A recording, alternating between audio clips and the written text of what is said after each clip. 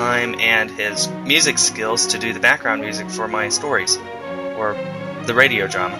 Here's what basically I need for you guys to do. If you have read my stories, sign up for this project. You can find a link to it in my profile, or under projects. Again, the name is an audiobook based off my stories, and right now it is the fourth lowest after Sourcecast, Balto 4, Road to Redemption, Balto 4 Flashback, and Balto 2 Wolf Quest video game. I guess that'd be fifth lowest. Anyway, so if you can, please join. I need all the help I can get, and if you want to know, no, there's no money involved, but once it's all done, you'll be able to hear your voice coming out of my characters, and that's pretty cool. Yeah. And for those of you who want to know, I will be voicing Balto, so please don't ask to voice him. But some of the other title characters have not been claimed yet, such as, well, for example, Steel and Boris and Muck and Luck haven't yet. Yeah, come and join. I need all the help I can get. And, yeah.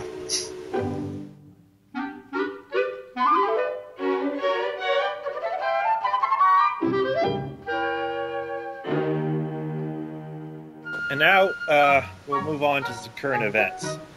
So current events, we've got some movie reviews for movies that have recently or semi-recently come out. And we'll also be talking about a couple movies that look good that are coming out soon. First one on the docket is a review of the animated feature, the newest Disney movie, Tangled. Skul saw that, so I'll let him talk about it. Well, I seem to be talking a whole lot. It's alright. Go ahead. Oh, okay, but here's the deal. You talk about the next one. Yeah. Okay. Go ahead. Okay.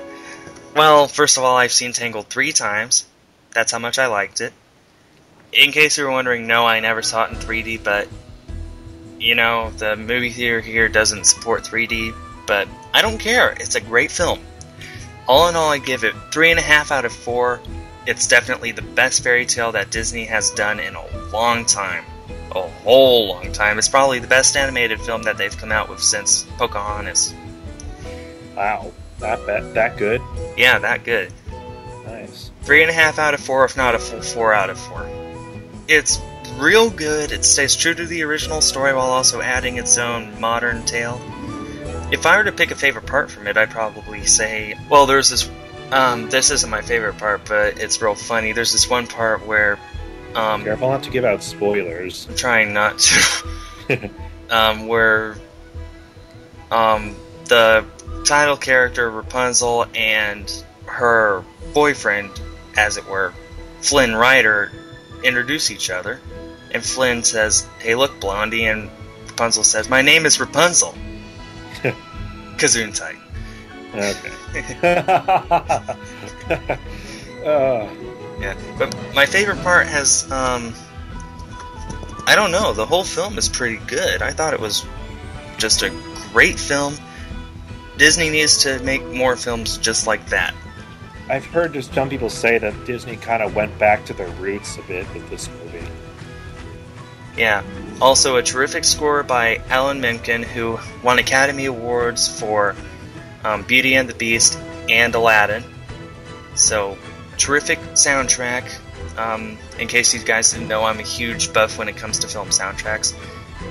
Great soundtrack, great visual effects, and it's the second most expensive film ever made, after Pirates of the Caribbean and World's End. Nice. So, yeah, go and see it, and if you haven't, if you can find a theater that still has it. Yeah, well, there's some theaters that still have it. It's still running. Yeah, well. On a pretty relatively wide release, so. Yeah. But that's my review of Tangled, and now Swords will be doing a review of Batman... Under the Red Hood. Under the Red Hood. Yep. Well, so this is, as you can imagine, it's about Batman. It's really. Actually a... Oh, I'm Batman. I'm Batman. Someone told me I did a really cool Batman impression, but oh well.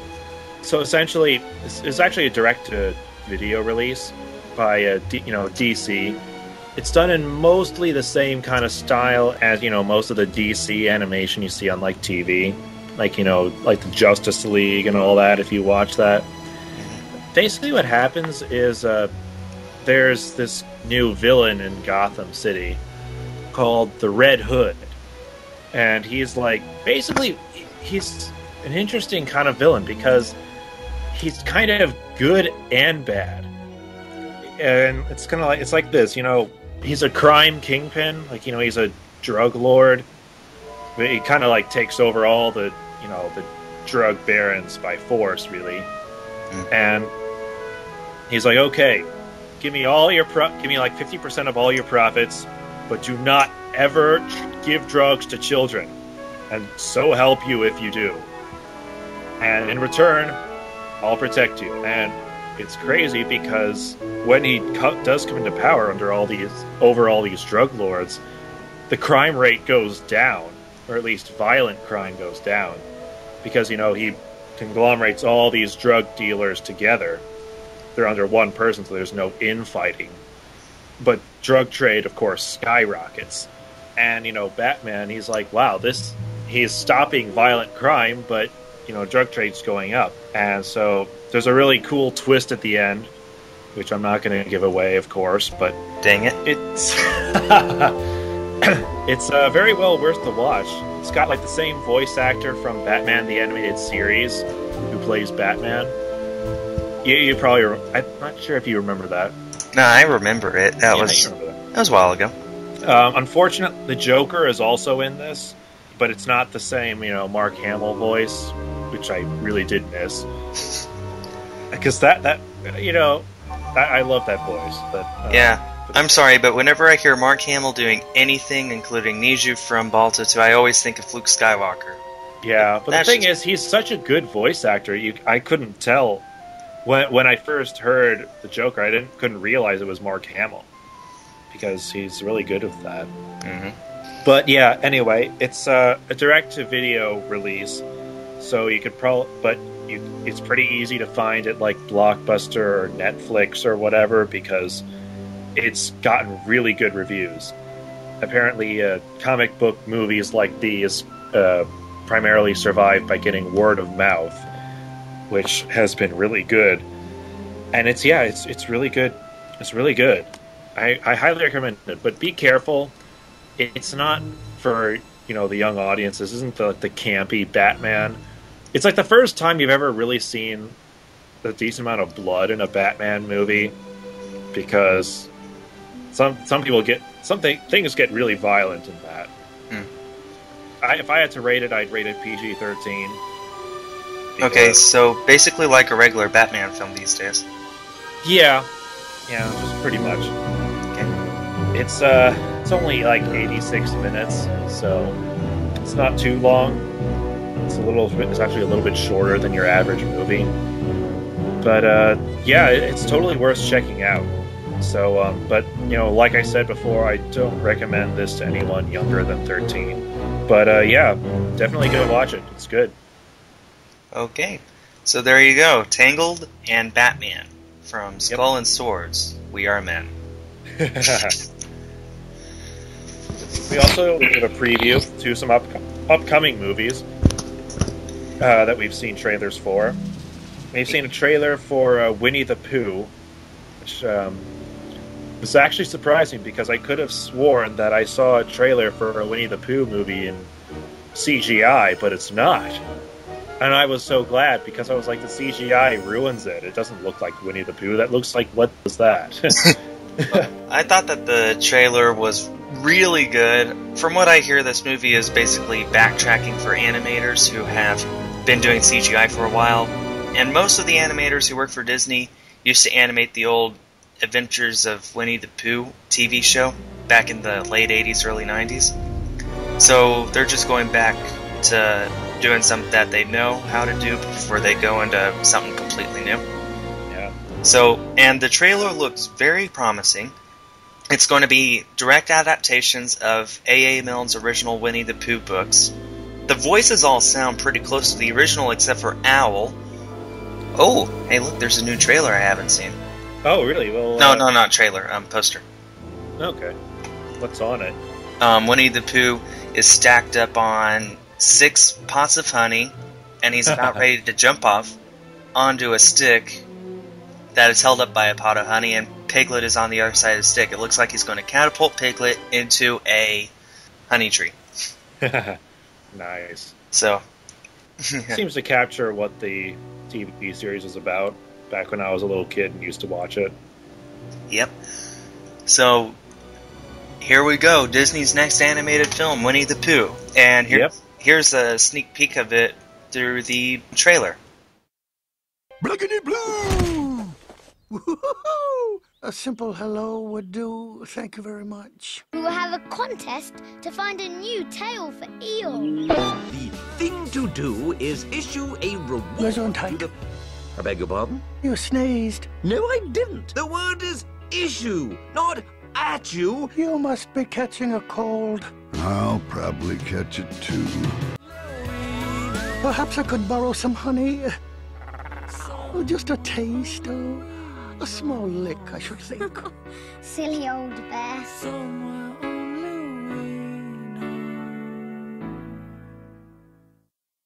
And the next trailer that I've seen, I actually saw this in theaters when I was going to watch the Chronicles of Narnia, is Hop, which I believe it's a small teaser trailer. It's nothing, not a whole lot, but it looks interesting. Who's it made by? It was Universal Studios and Illumination Entertainment. Okay. Oh, you'd never guess. So, you'd never guess. It's released on April. No, you'd never guess. It's released on April 1st. It looks... But it's crazy. It's interesting because it looks like, to me, the first thing I saw, or I thought when I saw this, was this is what Alvin and the Chipmunks could be like if it had been done right. Christmas, Christmas time is near. You know? Mm-hmm. Because Alvin and the Chipmunks was, mediocre at best. Or at least so I heard. I did not watch the movie because it didn't look very good.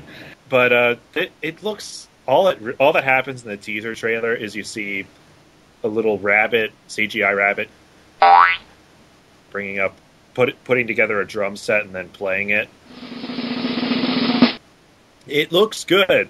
A rabbit that plays the drums like that looks pretty cool. Cool, dude. I'd certainly love to see that. So, Mm-hmm. it like I said, it looks like it's the same. It looks like the same animation style they did Alvin and the Chipmunks with. Same director. Oh, really? Yeah, really. Oh, no wonder. But I like it. It looks good. I hope it's good. There's a lot of good looking movies that are coming out in April. So yeah. Here we go. It looks good. Hop, released on April Fool's Day. And as the trailer has nothing but sound effects, I don't think that we will insert a sound clip here, but... Yeah. Well, I don't know. Do you think you could... I know. For like the YouTube version, you could put it in. I guess. Maybe. Yeah. Also. Not only more about gel coat. When the fourth round would... Don't you call in the...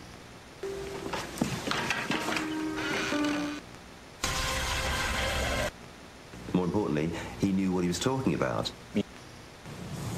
Well, does it look good already? Okay. So, there you go. Winnie the Pooh and Hop. And that closes our current events. Yep. So now we're going to talk about the Annie Awards in the Extra Talk section. I mean, I gotta say, I loved How to Train Your Dragon. I agree, but I don't know. what's happened is DreamWorks they've been giving free Annie membership to all of their employees. And people are wondering if that's paying them off to vote for their films. I had not heard about that. Wait, let me see that. This is probably on Wikipedia. It would be under Annie Awards, Criticism. Oh, here we go. Yeah.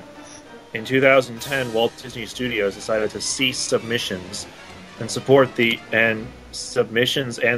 for the Annie Awards.